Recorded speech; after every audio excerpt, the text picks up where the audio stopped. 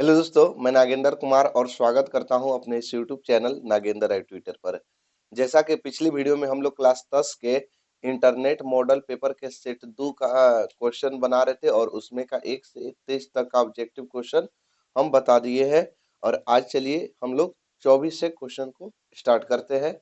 अगर अभी तक आप हमारे चैनल पर नए हैं तो मेरे चैनल को सब्सक्राइब कर दीजिए और वीडियो को लाइक करके अपने दोस्तों के साथ शेयर जरूर करें। चलिए वीडियो को स्टार्ट करते हैं। देखिए 24 क्वेश्चन आपको दिखाई दे रहा होगा। क्वेश्चन में है कि यदि एपी का प्रथम पद ए और पदांतर, पदांतर का मतलब होता है सारवंतर, ठीक है। पदांतर का मतलब सारवंतर, सारवंतर डी हो तो एन एनवा पद क्या होगा? तो भैया एनवा पद का फॉर्मूला होता है A plus N minus one into D. A N बराबर आप लोग एपी पढ़े होंगे, ए एन बराबर A plus N minus one into D. Option number A. चलिए आगे देखिए। आगे क्वेश्चन में है कि यदि किसी एपी का प्रथम पद ए पदांतर डी हो तो इन पदों का योग क्या होता है? तो इन पदों का योग होता है एस एन बराबर एन बाई टू, बड़ा ब्रैकेट होता है 2a plus N minus one into D. यानी ऑप्शन नंबर इसका सी हो जाएगा, ठीक। चलिए आगे देखिए। अगला क्वेश्चन में है समांतर श्रेणी 10 दिया है, 10 7 4 डॉट डॉट दिया है, 30वां पद पूछा है। केवा पद पूछा है? 30वां पद। तो देखिए प्रथम पद हो जाएगा 10, प्रथम पद का मान होगा और सारवंतर डी निकालेंगे तो दूसरा पद में से पहला पद को घटा देते हैं, तो 7 में से 10 घटा देंगे तो बचेगा -3, ठीक है। तो हमको 30वां पद चाहिए, ए 30 बराबर। तो जयवा पद कहता है ए तो लिखते हैं एक कम करके लिखते हैं, तो ए प्लस 29 डी।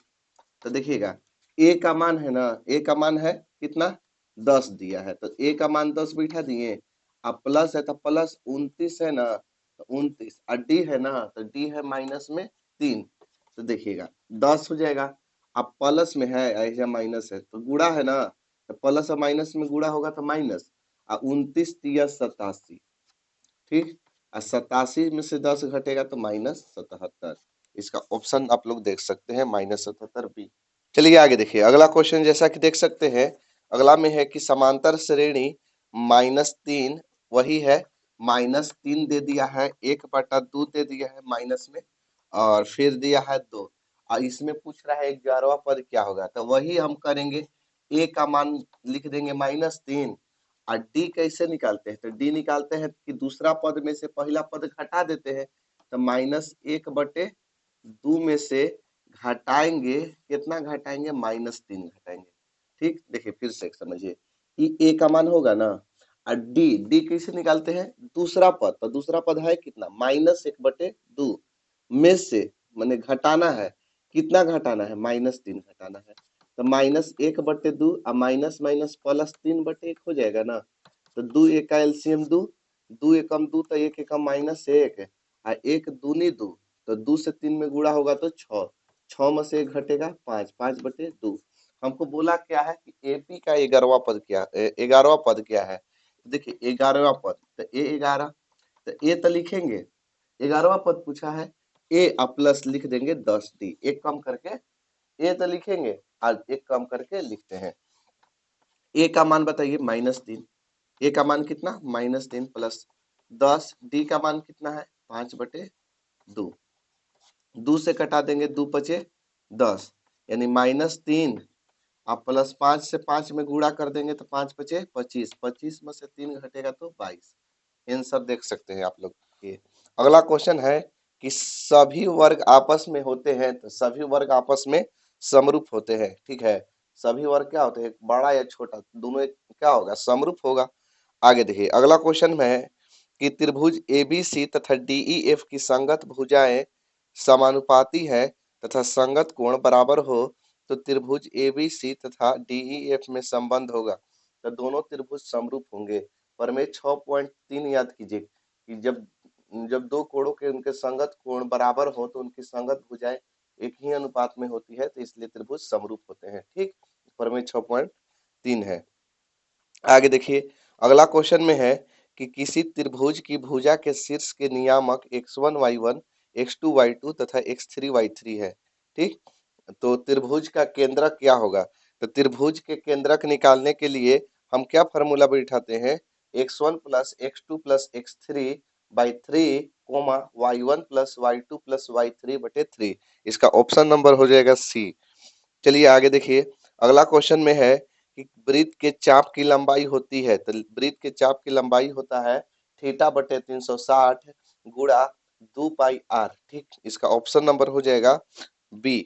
चलिए आगे देखिए, अगला क्वेश्चन में है कि अर्धवृत्त की परिमिति होती है, तो अर्धवृत्त की परिमिति होती है पाई आर प्लस 2 आर। क्या होती है जी, पाई आर प्लस 2 आर। यहाँ से अगर हम दोनों तरफ से आर का कॉमन ले लें तो क्या बचेगा, यहाँ पाई बचेगा, यहाँ 2 बचेगा। आर का हम क्या कर लेते हैं, कॉमन ले लेते हैं, चाहे इधर ले लीजिए चाहे इधर से, दोनों में से कहीं से भी, तो पाई प्लस क्या बचेगा 2। ठीक, देखिए अगला क्वेश्चन में है कि अर्धवृत्त का क्षेत्रफल होता है, तो अर्धवृत्त का क्षेत्रफल होता है 1/2 पाई आर स्क्वायर। अर्धवृत्त का क्षेत्रफल 1/2 पाई आर स्क्वायर।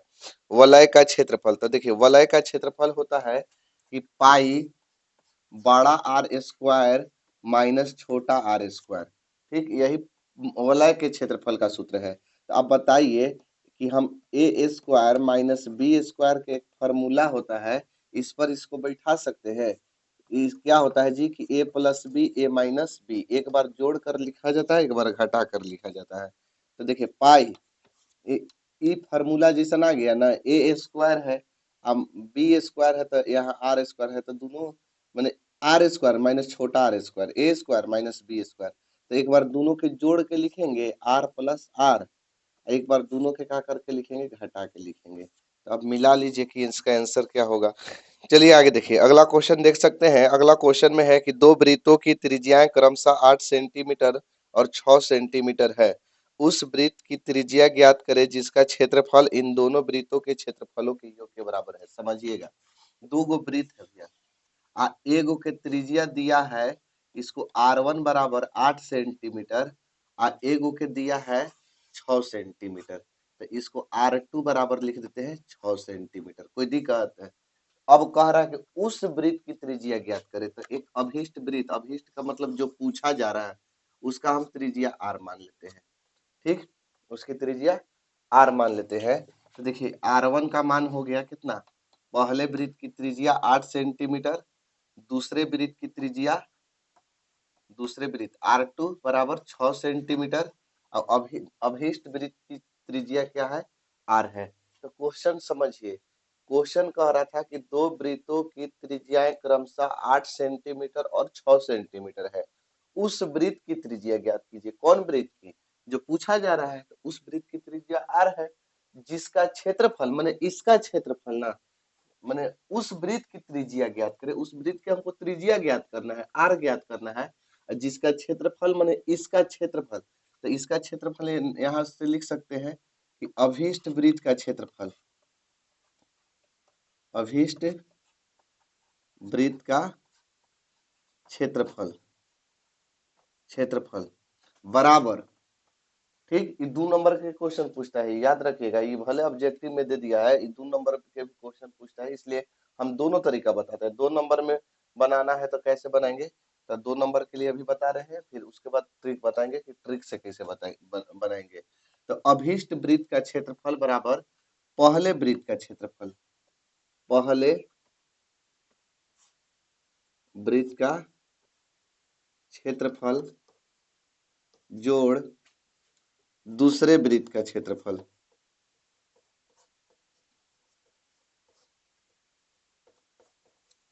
देखिए पहले वृत्त का क्षेत्रफल जोड़ दूसरे वृत्त का क्षेत्रफल, तो यहाँ से समझिए कि अभीष्ट वृत्त का क्षेत्रफल क्या, यानी अभीष्ट वृत्त, तो वृत्त का क्षेत्रफल क्या होता है, तो सॉरी पाई आर स्क्वायर होता है। वृत्त का क्षेत्रफल क्या होता है, pi R square, pi R square. तो यानी आर जो अभीष्ट वृत्त का त्रिज्या माने हैं, बड़ा आर माने हैं, तब वृत्त का क्षेत्रफल पाई और आर बड़ा आर स्क्वायर। अब पहले वृत्त का क्षेत्रफल, तो पाई, अब पहला वृत्त के पहला R1 माने है ना, तो R1 का स्क्वायर प्लस पाई R2 के स्क्वायर। दूसरा वृत्त का क्षेत्रफल पाई R1 square pi R2 square. अब देखिए पाई के पाई लिख देंगे, आर स्क्वायर है तो आर स्क्वायर लिखेंगे, पाई आर स्क्वायर जस के तस उतार दिए, जैसे है उसे उतार दिए। अब इधर देखिए दोनों में कौन है, तो कहिएगा कि दोनों तरफ तो पाई है। और ये जो आर वन है जो आर टू है, तो आर वन आर टू अलग अलग है, तो दोनों तरफ पाई मिल रहा है ना, तो पाई के कॉमन निकाल देंगे, तो बचेगा आर वन स्क्वायर, ऐसा बचेगा आर टू स्क्वायर। पाई पाई दोनों दिन से कटा दीजिए, तो आर स्क्वायर इधर बचेगा बराबर आर वन है ना, आर वन का मान है 8, तो 8 के स्क्वायर, और आर टू है ना, आर टू का मान है 6, तो 6 के स्क्वायर, तो आर स्क्वायर बराबर 8 अठाई 64, 6 6 36, तो आर स्क्वायर बराबर 36 64 और 36 कितना हो जाएगा 100, कितना हो जाएगा 100। आर स्क्वायर बराबर 100, तो आर बराबर अंडर रूट में 100, और 100 के जब वर्गमूल कीजिएगा ना तो हो जाएगा 10 सेंटीमीटर, यानी अभीष्ट वृत्त की त्रिज्या कितना हो गया 10 सेंटीमीटर। समझ में आया? तो यही ऐसे बनेगा। अब देखिए ट्रिक हम बताते हैं आपको, इतना बढ़कर लंबा लिफाफा नहीं करना है आपको, एक नंबर में दे तब 2 नंबर में देगा, तो 2 नंबर में तो भैया आपको बनाना ही पड़ेगा, इतना ना बनाइएगा तो 2 नंबर नहीं मिलेगा। अब देखिए, तो देखिए हमको क्या है शॉर्ट में बनाना है ना, तो एकदम याद रखिए बड़ा आर बराबर अंडर रूट आर वन के स्क्वायर प्लस आर टू के स्क्वायर। कब कब ये फॉर्मूला बैठाएंगे, जब दो गो वृत्त की त्रिज्या दिया रहेगा, तीसरा वृत्त की त्रिज्या पूछेगा, और उसके साथ साथ है जब यही कहेगा कि दोनों का क्षेत्रफल जो है वो किसी अन्य वृत्त के क्षेत्रफल के योग के बराबर है, तब आर बराबर होता है अंडर रूट आर वन के स्क्वायर प्लस आर टू के स्क्वायर। यही ट्रिक है। ठीक समझ में आया ना, कि जब दो वृत्तों की त्रिज्या दे दिया रहेगा, अब कहेगा कि उस वृत्त की त्रिज्या ज्ञात करें जिसका क्षेत्रफल ये दोनों वृत्त के क्षेत्रफल के ये दोनों वृत्त के क्षेत्रफल के योग के बराबर है, तो ये फॉर्मूला यूज करेंगे। तो देखिए आर वन कितना है 8 है ना, तो 8 के स्क्वायर, और आर टू है 6 के स्क्वायर, 8 अठाई 64 और 6 6 36, जोड़ेंगे तो 100, और 100 के वर्गमूल 10 सेंटीमीटर हो गया, यही बड़ा आर बराबर होगा। ठीक, चलिए आगे देखिए अगला क्वेश्चन, जैसा कि देख सकते हैं अगला क्वेश्चन में है कि उस वृत्त का व्यास ज्ञात कीजिए जिसकी परिधि 44 सेंटीमीटर है। देखिए वृत्त की परिधि दिया है ना, परिधि दे दिया है कितना 44 सेंटीमीटर, 44 सेंटीमीटर। हम डायरेक्ट आपको वृत्त के व्यास निकालने के लिए फॉर्मूला बताते हैं। वृत्त की परिधि एक पाई डी भी होता है और 2 पाई आर भी होता है। इस फॉर्मूला को कब यूज करेंगे, जब व्यास ज्ञात करना हो, दोनों से बनाएंगे वही आंसर आएगा, दूसरा नहीं आएगा। तो 44 पाई डी, ये वृत्त की क्या है परिधि है, वृत्त की परिधि पाई डी बराबर 44, पाई का मान 22 बटे में 7 गुणे डी बराबर 44।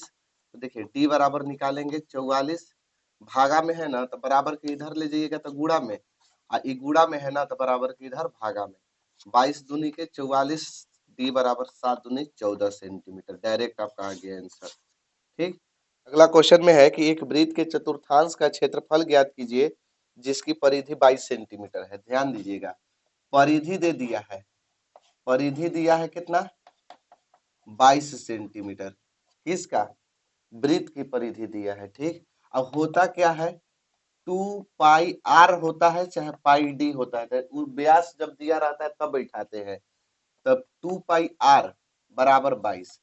देखिए ध्यान दीजिएगा कि एक वृत्त के चतुर्थांश का क्षेत्रफल ज्ञात करना है, वृत्त के चतुर्थांश जिसकी परिधि दिया है 22 सेंटीमीटर, तब परिधि लिख दिए 22 सेंटीमीटर। अब वृत्त की परिधि 2 पाई आर होता है, तो 2 के 2 पाई का मान 22 बटे 7, अब त्रिज्या है ना तो आर जस के तस बराबर 22 है तो 22। अब देखिए 22 में 2 से गुणा कर देंगे तो 22 दूनी के 44 बटा में 7 गुणा आर बराबर 22। अब देखिएगा आर बराबर हम क्या करेंगे कि 22 लिख देंगे, भागा में न 7 है तो इधर इधर इधर भेज दिए तो गुणा में हो जाएगा, गुणा कर दिए मैंने नीचे है तो ऊपर है, ऊपर है तो नीचे, बटा में 44, गुणा में था भागा में, 22 दूनी के 44, त्रिज्या कितना आ गया 7 बटे 2 आ गया, त्रिज्या कितना आ गया 7 बटे 2। हमको क्या ज्ञात करना है चतुर्थांश का क्षेत्रफल, तो चतुर्थांश का क्षेत्रफल होता है, फॉर्मूला होता है 1/4 पाई आर स्क्वायर। ठीक, 1/4 पाई आर स्क्वायर। अब देखिए 1/4, अब पाई का मान है कितने, पाई का मान होता है ना 22/7 होता है, और त्रिज्या आर, आर का मान है 7/2, तो इसको 2 बार लिख देते हैं, क्योंकि स्क्वायर है, माथवा पर 2 है तो 2 बार होगा। तो देखिए 7 से 7 कट गया है, 2 से कटा दीजिए, 11 दूनी 22 है, 11 में 7 से गुणा कर देंगे तो 11 सते 77, और 4 में 2 से गुणा कर देंगे, 4 दूनी 8, 77/8 सेंटीमीटर स्क्वायर। चलिए आगे देखिए अगला क्वेश्चन, जैसा कि देख सकते हैं बोला है कि cos 60 degree plus 1, cos 60 degree plus 1, अब बटा में दिया है कॉस 60 डिग्री माइनस 1, यही है ना। चलिए इसको हल करते हैं। देखिए कॉस 60 डिग्री का मान होता है 1/2, मान याद रखिए आप लोग, ठीक। कॉस 60 डिग्री का मान 1/2, आप प्लस में एक 1/1 लिख सकते हैं। देखिए कॉस 60 के 1/2, अब प्लस है तो प्लस, एक है ना तो इसको 1/1 भी लिख सकते हैं, क्योंकि एक छुपा हुआ रहता है। अब बराबर यहाँ भी cos 60 डिग्री का मान 1/2, अब माइनस है ना तो माइनस, इसको भी 1/1 लिख सकते हैं। चलिए अब इसका एलसीएम करते हैं, लघुत्तम निकालते हैं। ऊपर 2 और 1 के लघुत्तम 2, 2 और 1 के एलसीएम 2, 2 से 2 में भाग करेंगे तो एक बार में कटेगा, 1 से 1 में गुणा करेंगे तो 1, और 1 से 2 में भाग करेंगे 2 बार में जाएगा, 2 एकम 2। नीचे वाला के भी एलसीएम करते हैं, 2 1 का एलसीएम 2, 1 से 2 में 2 बार में, एक बार में, 2 से 2 में एक बार में, 1 से 1 में गुणा करेंगे 1, और माइनस 1 में 2 से करेंगे भाग तो 2 बार में, 2 एकम 2। अब 2 से ही 2 कटा दीजिए, कटाने के बाद इसको जोड़ के लिख देंगे तो 2 और 1 3, अब बटा में 2 में से 1 घटेगा -1, 2 माइनस में है। अब 1 से भाग करेंगे 3 में तो -3 हो जाएगा, माइनस ऊपर चल गया। ये आगे देखिए अगला क्वेश्चन, जैसा कि देख सकते हैं बोला है कि यदि थीटा बराबर 45 डिग्री, थीटा बराबर 45 डिग्री, तो इसमें कह रहा है ना कि cos square theta minus sine square theta का मान क्या होगा। तो कॉस स्क्वायर थीटा और माइनस साइन स्क्वायर थीटा का मान क्या होगा। देखिए तो कॉस स्क्वायर, यहाँ कॉस स्क्वायर के कॉस स्क्वायर, और थीटा के मान कितना दिया है 45 डिग्री दिया है ना, तो थीटा की जगह हम क्या बैठा देंगे 45 डिग्री बैठा देंगे, और माइनस साइन स्क्वायर है ना तो साइन स्क्वायर और थीटा है, तो थीटा है कितना 45 डिग्री, 45 डिग्री बैठा दिए। अब देखिए कॉस 45 डिग्री है ना, तो कॉस 45 डिग्री का मान होता है 1/√2, 1/√2, एक माथवा पर 2 है तो माथवा पर 2 दे देंगे, यानी स्क्वायर दे देंगे। अब माइनस साइन 45 डिग्री का भी मान होता है 1/√2। मान याद रखिए, आपको मान से बहुत क्वेश्चन लड़ेगा, ऑब्जेक्टिव के लिए भी, 2 नंबर के लिए भी और 5 नंबर में भी, ठीक। स्क्वायर माथा पर 2 है तो माथा पर 2 दे देंगे। अब देखिए एक में 1 से गुणा करेंगे तो 1, अब बटा में √2 का गुणा √2 में करेंगे तो 2, और एक में 1 से करेंगे तो 1, यहाँ भी √2 का गुणा 2 बार करेंगे तो 2 हट जाता है, माने रूट हट जाता है 2 बार गुणा करने पर, 1/2 से 1/2 कट गया, प्लस माइनस में रहता है तो कट जाता है। चाहे ऐसे सोचिए ना कि 1/2 में से 1/2 घट गया तो क्या बचेगा, 0 बचेगा आंसर। अगला क्वेश्चन, जैसा कि देख सकते हैं कि sine square 63 degree, sine square 63 degree plus sine square 27 degree, sine square 27 degree बटा में cos square 17 degree, cos square 17 degree, अब प्लस में है cos square 73 degree, cos square 73 degree. तो इसका मान कितना है, तो डायरेक्ट मान हम बताए इसका 1 लिख दीजिए। इस तरह से क्वेश्चन दिया रहेगा ना तो इसका मान 1 ही होता है, बाकी हम बना देते हैं, बता देते हैं। एक फॉर्मूला आप लोग पढ़े होंगे कि साइन 90 माइनस थीटा होता है कॉस थीटा, एक होता है cos 90 minus theta sine theta, sine theta याद कीजिए 8.3 चैप्टर, ठीक। तो देखिए ये दोनों, ये कब फार्मूला बैठाते हैं, जब थीटा का मान कोई भी, चाहे ऊपर नीचे चाहे अगल बगल, जोड़ने पर 90 डिग्री आ जाए, तो 63 और 27 जोड़ेंगे तो 90, और 17 और 73 जोड़ेंगे फिर भी 90 ही होगा। तो यानी ये दोनों जोड़ने पर 90 हो रहा है ना, तो चाहे आप इसको चेंज कीजिए चाहे इसको चेंज कीजिए, आपका मन। तो देखिए हम यहाँ से साइन स्क्वायर 63 है, 63 डिग्री जस के तस लिख देते हैं। हमको मन है इसको चेंज करने के लिए, आप किसी को भी चेंज कर सकते हैं, कोई रोक नहीं है, या तो इसको चेंज कीजिए या तो इसको। तो चलिए मान लेते हैं इसी को चेंज करते हैं।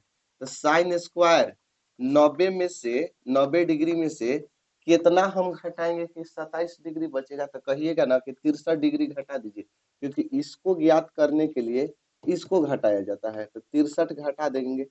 अब बटा में इन दोनों में से किसको चेंज करें? कोई की चेंज कर सकते हैं, यहाँ कोई रोक नहीं है कि आप इसी को कीजिए चाहे। चलिए मान लेते हैं अब कि हम इसको चेंज कर देते हैं। तो कॉस स्क्वायर 90 डिग्री में से कितना डिग्री घटाएंगे कि 17 बचेगा? तो 73 घटा देते हैं।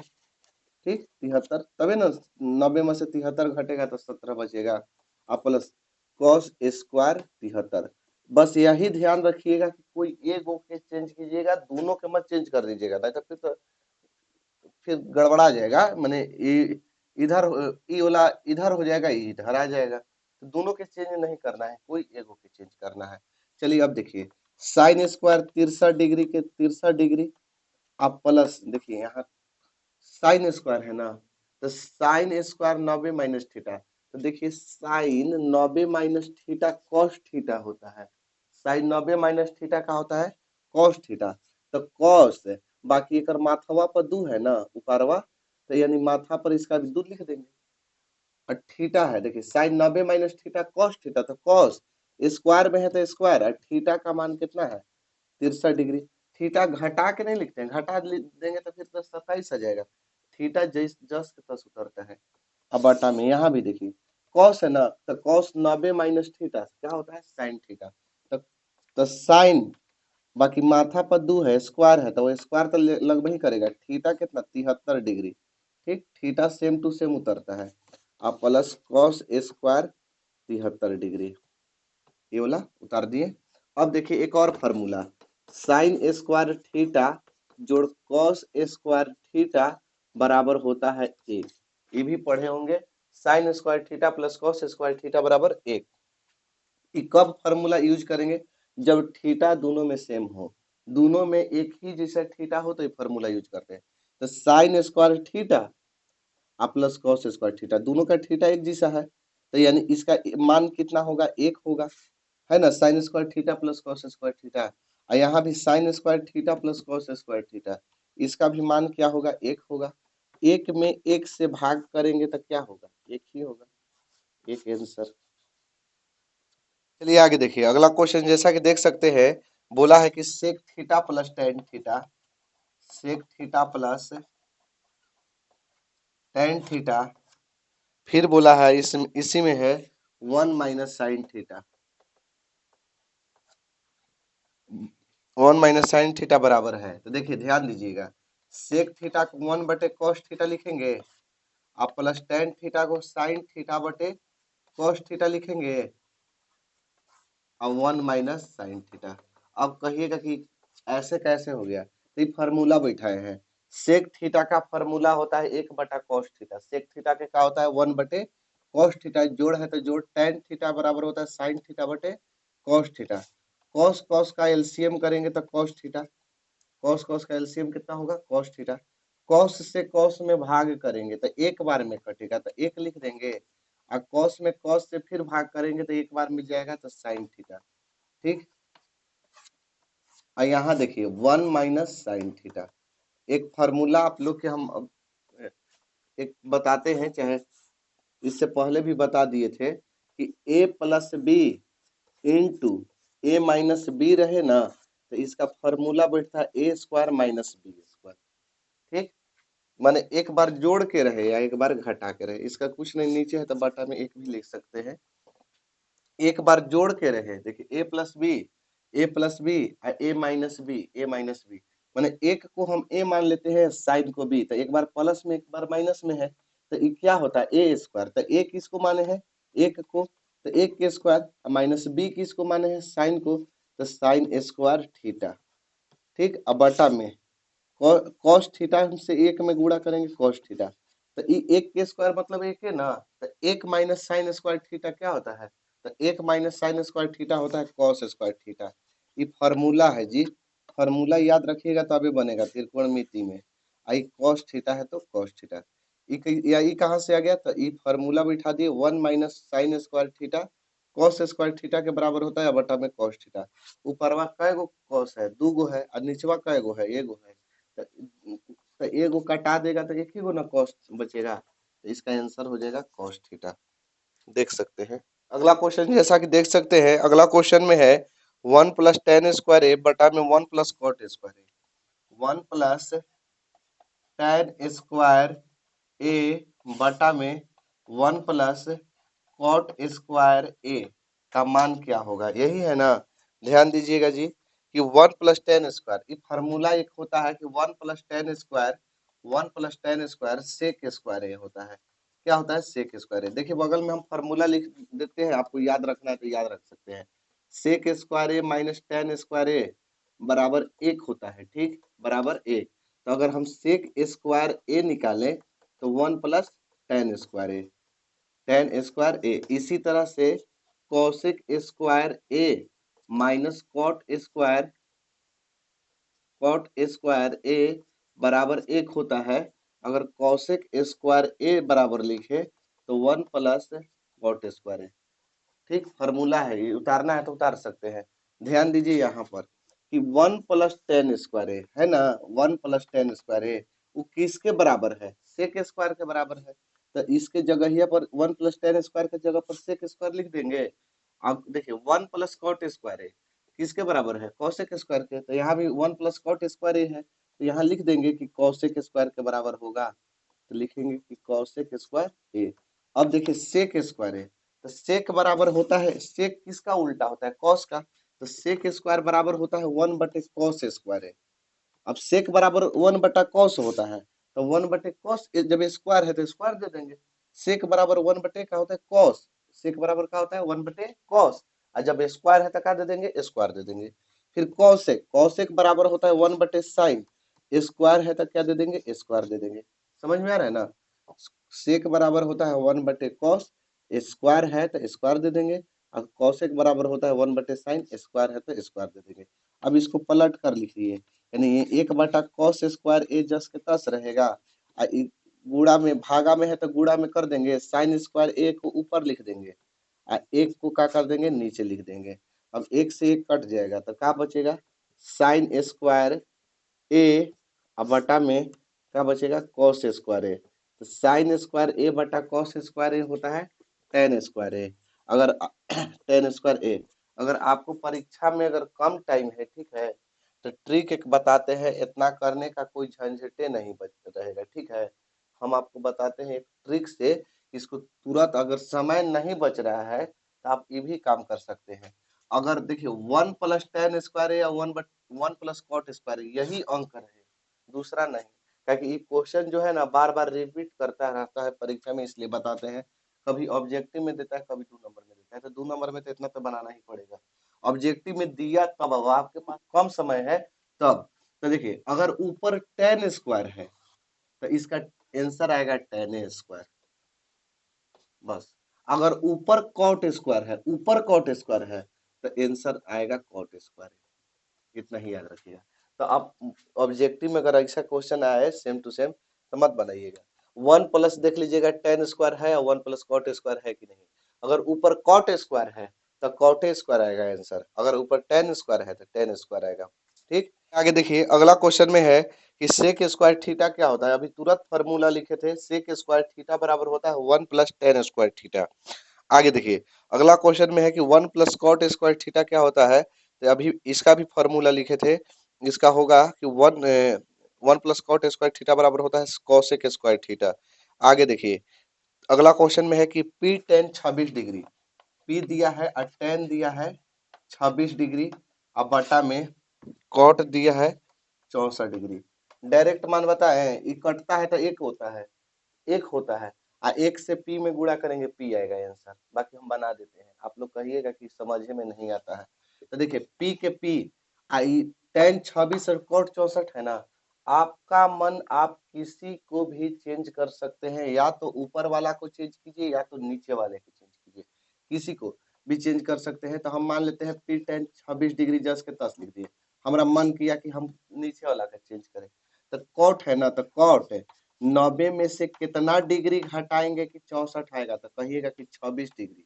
क्योंकि इस तरह के क्वेश्चन जब जिसका मान हमको पता नहीं रहता है ना, पहले देखते हैं कि दोनों के जोड़ने पर 90 डिग्री आ रहा है कि नहीं, तो 6 4 10 6 2 8 1 9 90 डिग्री आ जा रहा है, तो 90 डिग्री के फॉर्मूला पर बैठेगा। 8.3 बनाए होंगे चैप्टर, उसके हिसाब से पी टेन 26 डिग्री। ठीक।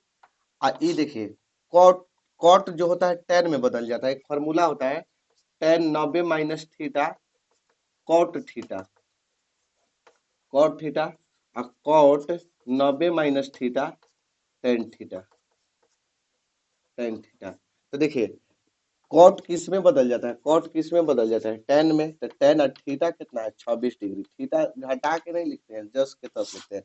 कट जाएगा ना, तो केवल का बचेगा, पी बचेगा आंसर। ठीक।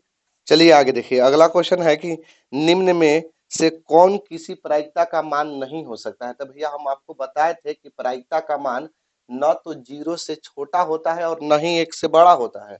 तो 0 से छोटा कहने का मतलब है कि न तो माइनस में होता है और न ही क्या होता है कि न ही 1 से बड़ा होता है, यानी 1.1 नहीं होता है। तो ये जो है ना ऑप्शन, ये गलती दिया है, कहीं ना कहीं कुछ ना कुछ इससे मिस्टेक से छूट गया है, जिसे इसका आंसर ए और बी दोनों हो जाएगा यहाँ, क्योंकि अब तो दो को मारना नहीं है। तो माइनस में भी प्रायिकता नहीं होता है और 1 से बड़ा भी प्रायिकता नहीं होता है। तो आप अपने अनुसार से देख लीजिए, हमको लग रहा है कि तीन तीन जो है ना उसके नीचे 4 छूट गया होगा, उसके नीचे 4 होता ना, तो इसका ऑप्शन नंबर ए होता। तो छूट गया है, आप क्या कीजिएगा, प्रिंटिंग में करने वाले में गलत है। अगला क्वेश्चन में है कि दो मित्र एक सिक्के उछालते हैं, यदि उनमें से एक जीतने की प्रायिकता का मान 0.71 है। जीतने का मान हम मान लेते हैं पीई। एगो मित्र दूगो सिक्का है, सिक्का उछाल उछाल रहे हैं। तो जैसे मान लेते हैं हेड और टेल होता है, तो एगो कहा दिया हेड, तो हेड आ गया, तो मित्र जीत गया, तो उसका जीतने का जो है चांस 0.71 है। ठीक। तो दूसरे मित्र के जीतने के चांस कितना होगा, तो दूसरे मित्र के जीतने के चांस हम पी नॉट ई ऐसे मान लेते हैं। कि मान लेते हैं पहला मित्र के जीतने के चांस पी है और दूसरा मित्र के जीतने के चांस पी ई नहीं है। तो एक फार्मूला होता है कि पीई जोड़ पीई नहीं, पीई नहीं बराबर होता है एक। क्या होता है, एक होता है। तो पीई का मान कितना है, पहला मित्र के जीतने की प्रायिकता कितना है 0.71 और जोड़ पी दूसरा मित्र के जीतने की प्रायिकता पीई नहीं है, इसी को ज्ञात करना है। अब बराबर एक है तो एक। अब पीई नहीं बराबर एक माइनस 0.71। ठीक। एक में से 0.71 को क्या कर देंगे, घटा देंगे। तो एगो रुपया में से 1.00 में से 71 पैसा हम खा जाएंगे। पैसा नहीं खाएंगे, पैसा से सामान खरीद के खा जाएंगे, तो कितना बचेगा, 10 में से एक गया तो 9, ये बच गया 9, 9 में से 7 गया 2, 29 पैसा। कितना बचेगा, 29। फिर दूसरा मित्र के जीतने की चांस कितना होगा, मात्र 0.29। ठीक। ऑप्शन देख सकते हैं इसका। अगला क्वेश्चन में है कि किसी परीक्षण में अधिकतम एवं न्यूनतम मानों का अंतर क्या कहलाता है। तो किसी परीक्षण के अधिकतम और न्यूनतम मानों का अंतर परिसर होता है, यानी परिसर बराबर फॉर्मूला होता है उच्च सीमा माइनस निम्न सीमा। चलिए आगे देखिए, अगला क्वेश्चन में है कि माध्य माध्यक और बहुलक में सही संबंध क्या है।